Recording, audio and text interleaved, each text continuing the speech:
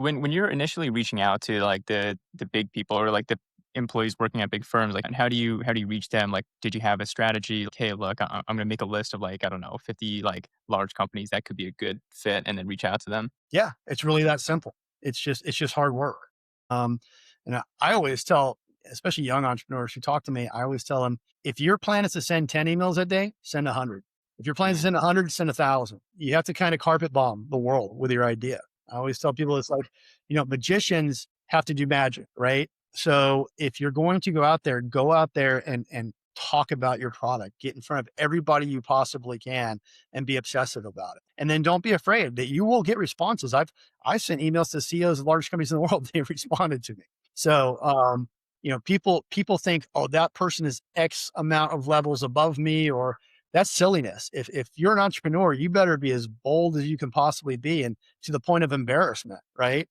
Because you're selling a dream. So if you're going to sell a dream, you better act like you're selling a dream. Yeah, and to take it a step further, I think there's an interesting dynamic I notice sometimes with, entrepreneurs or just people that they sort of put you on different tiers compared to themselves.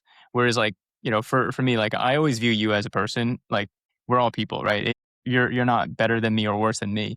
So I think that does help, and, like, talking to people and, like, owning the room. I think you said something earlier, people have this concept that someone is above them, but they don't realize that that person really at some level feels like a fraud themselves, right? Like, what am I doing at this level? Right.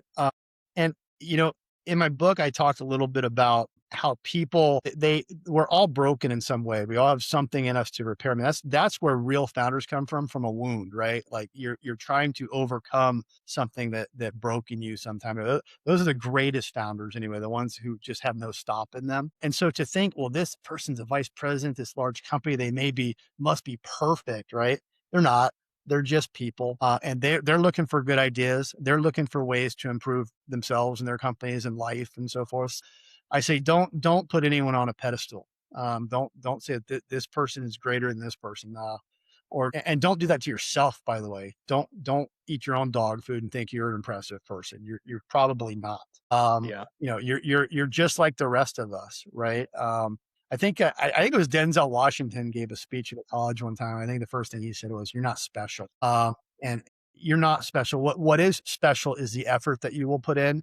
What is special is that you're humble enough to know your limitations and to know that your team and the people around you matter. I think that's pretty special. But you're not impressive because I'm a person of great faith. So if you have been given gifts, that doesn't make you impressive, right? It makes you someone who better use those gifts. So don't think that, hey, this person's vice president of this hyperscaler company and they'll never talk to me. I assure you they will. Just write to them, ask them, say, hey, I'm looking for information. I've got this idea. Can I talk to you? People are more helpful than most people think.